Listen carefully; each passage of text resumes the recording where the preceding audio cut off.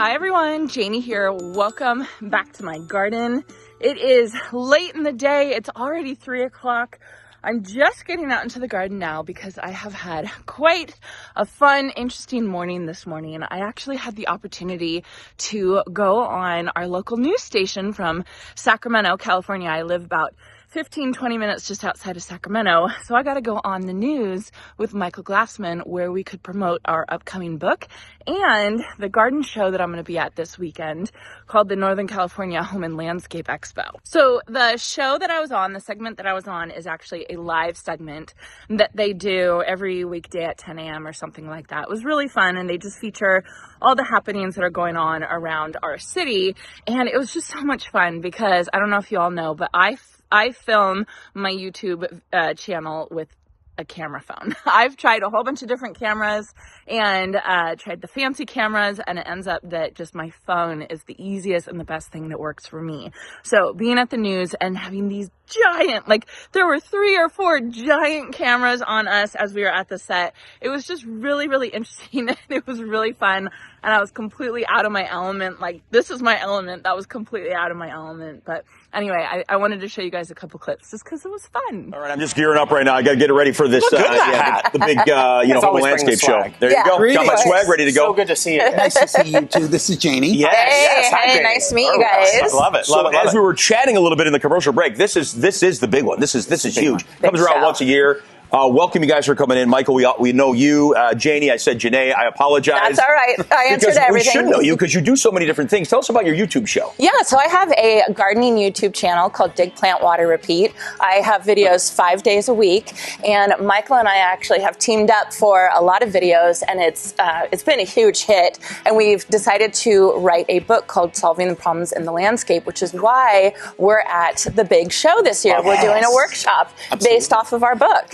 And you are no stranger to writing books. Let me tell you that. I think we have a stack of them maybe from you. Right. So cool to get back into this and have a companion to do it with. It is, and what I really love about this book is it approaches solving the problems with 3 perspectives: a gardener's perspective, the least expensive; the DIY, if you want to do a lot of these solving problems by yourself; I don't. Yep. or the designer's solution. So anyone can read it and can really appreciate it. Yeah, we just saw before, and now we see the after. Completely different, absolutely amazing. Yeah. So these are the things that you guys do, and we can learn when we go to the expo how to do this. Absolutely, and that's what's so neat about the expo. It's the 30th year and anniversary, 30 years. Yeah. And there's so many exhibits there. There's probably 1,000 exhibits there, maybe 400 or 500 exhibitors. But it's a one-stop shop. You go there and you don't have to be driving all over. You can see gardening things and gardening tips, seminars that we're doing and other people are doing. You can look at furniture. What I love about it is it's a way to get creative ideas without having to drive 50 million miles everywhere. Sure. And talk to professionals. And they also have really good deals. Yeah. You can get discounts. That's what makes the show so wonderful. For sure. When I was driving around trying to get inspiration from my backyard, you were here last time. Yep. You gave me some great things to think about. And what I was doing is I was driving around like streets and neighborhoods. And then you're all of a sudden a weird creeper. Like this is a chance. This is a chance to go 3 times already. Like why is this guy do that anymore? No, that's right. You can't. And you want to take your camera and take a picture of something. It's like, what are you doing? Can't do it. I'm interested. So dig, plant, water, repeat. Yeah. Is that a notion to those of us that can't keep plants alive? Is that what it is, kind of? It's kind of a whole mindset of this is something that we do, this is something that we love, and it's a way to get inspired to basically get out into your garden every day. And that's what the big show is. It's a big inspiration. It's something fun to do on a rainy weekend when there's not much else going on. It can get out there and you can really get inspired. I love that. Yeah, isn't that cool? And we are getting some rain, so it's great to go inside and check this out. It's amazing. So that's me and Michael on the news. Michael is a pro. Michael has done this so many times. I don't know if you all know, but he used to have, he's actually had 2 HGTV shows, and he's been on the news a ton of times. He was like sitting there chatting to me about the dry creek bed and the gazebo and all this stuff, and I was just, I was like about to pee my pants, but it was really fun. The hosts were so nice, and we actually brought the hosts some of my Dig Plant Water Repeat hats, and one of the guys actually wore it the whole time and wore it for the next segment, which was really, really cute. So really fun morning. Now I'm out here later because we actually have a rain system coming where we're going to have rain for a week straight. Oh, I mean, hey, we need it, so I can't complain, but we had planned to install the gazebo, and now that install is obviously getting pushed back. So we did get the gazebo delivered earlier today, and so that's fun. I've had a lot of you have asked me about the gazebo. We're not building it from scratch. We actually bought a kit online. I will show you all which kit and everything that we got. So what the guys are building is they're actually building the platform that the ready-made gazebo is going to sit on. And the reason why we ended up buying just a ready-made gazebo after talking to Michael Glassman about it is that these ready-made gazebos are so, like, they're so cheap and they're so well made, you can't even get the material for the price that you pay for the gazebo. So we ended up getting that one. We're actually going to paint it, but obviously we have to push that back. I wanted to get out here into the garden even though it was late, just because I want to try and get some stuff done. I have so much stuff I need to do, and now not being able to be out in the garden for a week, I had to get out here. So this whole past week, I've been working on cutting back all the things, all the perennials and the shrubs that need to be cut back for the winter. And I made it all the way over to here. I cut back some of the grasses, and I think I just want to do a little bit more cut back today. So I'm really sorry for the same content over again, just more cut back, but it's really what I need to do. I have some cat's pajamas nepeta over here that I need to cut back. I desperately need to clean up this lemon coral sedum. I've already cleaned up a little bit of this over on this side, and I really need to do more over on this side. If you guys notice, I have all of my mangave from Proven Winners kind of sitting over here. The reason why it's here is because I'm deciding whether or not I want to make like a mangave garden right here. I can't decide. I don't know. I keep going back and forth. I know I want to add more mangave to my garden. That's one of my gardening goals this year, is to add more Mediterranean plants to my garden, Mediterranean looking plants like this and agave and stuff like that. I just can't decide if I want it there or if I want it under the lime tree. I don't know. So if you see this in the background, that's why. Just ignore it. I just can't decide what to do with it. Over here, I need to cut back more of, I have this salvia. This is I think it was called the Skyscraper Pink. Yeah, I'm pretty sure that's what it's called. Skyscraper Pink Salvia. I need to cut that back, and then I need to cut the Plain the Blues Salvia back right there. And then I'm saying this like I'm going to get all of this done today. I'm sure I'm not going to get all of it done today, especially because the girls are going to come home from school soon. Then I have to start working on the center island, cutting things back. I have more Russian sage right there. I have some of this rudbeckia that has just hung on. It's just been so impressive how much it's hung on. It looks really bad right now, but I think if I cut it back, it'll look a little bit better. I wanted to show you my tulips are starting to bloom. They are looking so pretty. I don't know what's going to happen now that we're going to have so much rain. We're going to have, like Saturday, we're going to have over an inch of rain. Luckily, no wind, which is absolutely the worst thing. It just rained, so that's good. One thing I'm really interested, so this is the dry creek bed that was just installed. I love it so much. It looks so good.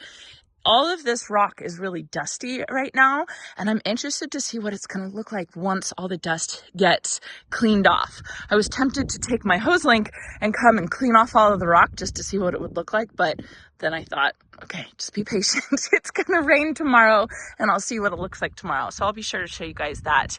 But man, I'm just really excited about it. It just looks so good. And yes, the skid steer is still here. They should be here any minute to pick it up. They were supposed to come pick it up earlier this morning, but that's what this place does. And I really should use it to spread this mulch. Maybe I'll do that real quick.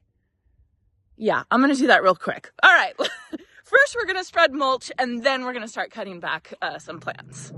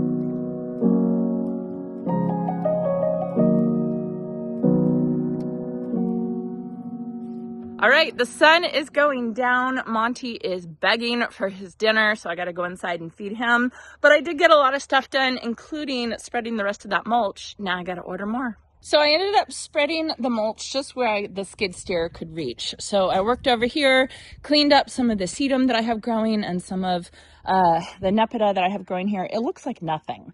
Like, it's like, you can't even tell what I did. It looks like absolutely nothing, but that's okay. Then I came over here and started cleaning up more of the nepeta that I had growing here, cleaning up some of the lemon coral sedum that I have over here, using that hori hori knife. Oh my goodness, I love that tool, you guys. If you don't have a hori hori knife, definitely get one. I know they're kind of scary looking, but it's very, very useful. And then I also did cut back the Blvd Ste salvia I had right here. This plant right here, this is also a vertigo pennisetum. And I had one of these at my last house and it got huge. It got like 9 feet tall. And this one did not get tall. I mean, you saw it before I cut it back. It did not get tall at all. And I don't know if it wasn't getting enough water or it wasn't getting enough sun. But of course, story of my life, I was, cutting things back there and I found 2 gopher holes. So I'm kind of worried about its root system now. This will overwinter. I mean, obviously it overwintered for me. It's still alive. It has a little bit of new growth already, as you can see, but there was a gopher hole over here, a gopher mound over here, and a gopher mound over here. And I kind of filled them back in and spread them out and everything like that. So man, these gophers, like, they're sneaky. I had no idea, but like all in this garden bed over here, I found a whole bunch of gopher mounds and tunnels and stuff like that. Like I said, we've had professionals come in to deal with the problem. And so I don't think it's a problem anymore, but of course it's going to be something that we're going to be watching. I ended up just making a giant pile of my trimmings because our green waste bins are full and pickup is tomorrow. So I'll have to put that into the green waste bin. But, I'm glad I got a lot of the stuff cut back. So it seems to be kind of a trade-off as to, is it better to cut things back and do your cleanup in the fall, or is it better to do it in the late winter? Obviously, if you do it in the late winter, you get the whatever winter blooms, if you have a mild winter like I usually do. Plus, all the birds and the bees have access to the blooms as well. But I have to admit, I do feel kind of a little, I don't want to say stressed, that's probably too strong of a word, but I feel as though I have a lot of cleanup to do before spring starts and before it's time to start planting. And I feel almost a little bit rushed right now to get all of this stuff done, which is why I wanted to come out here this afternoon. So I don't know, it's just kind of like a give and take. I don't know what's better. I've done it for many years. I've done fall cleanup, and this is really the first year that I've left almost everything for late winter cleanup. Maybe like a little bit of half and half is the way to go. But yeah, anyway, it's just a thought that I'm thinking about while I'm cutting back all of this stuff. So I'm gonna go inside, I'm gonna feed Monty, and I'm gonna get started on dinner. I hope you all enjoyed this, and I hope you all have a chance to get in your garden today.